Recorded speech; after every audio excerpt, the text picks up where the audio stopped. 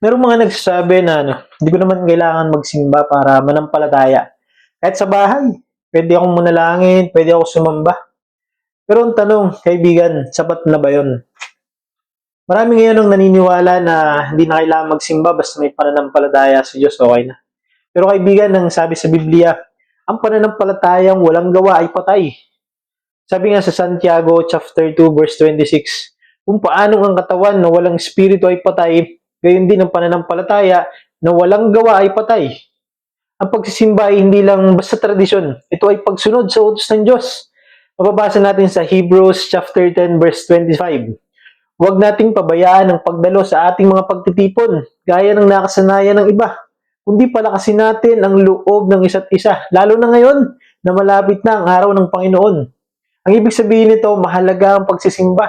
Dahil dito tayo sabay-sabay sumasamba, nag-aaral ng salita ng Diyos, nananalangin, umaawit ng sama-sama, lumalago sa pananampalataya.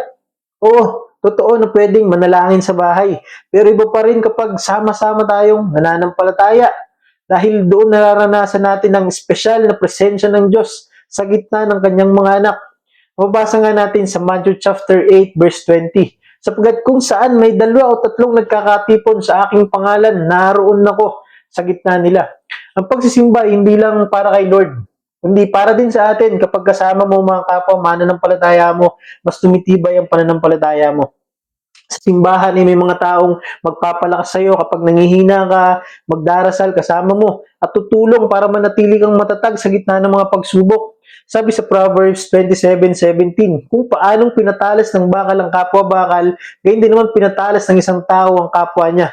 Ang pakikipaghalubili sa mga kapwa-Kristiyano ay nagpapalakas sa ating espiritu. Dahil dito tayo natututo, napapaalalahanan at nakararanas ng pagmamahalan na galing mismo sa Diyos. Kung iniisip mong hindi mo kailangan magsimba dahil naniniwala ka naman kay Jesus, kapatid, dandaan mo, ang totoong pananampalataya ay hindi lang paniniwala kundi pakikibahagi. Ang simbahan ay hindi lang basta bahay o building, ito ay pamilya ng Diyos. At kapag lumalayo ka sa pamilya mo, sa pananampalataya, mas madali kang manghihina at matutukso.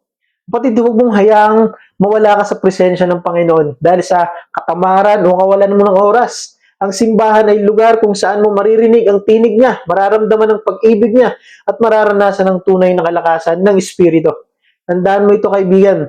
Ang pananampalatayang mag-isa ay madaling mabuwal, pero ang pananampalatayang sama-sama ay hindi madaling matumba. Amen?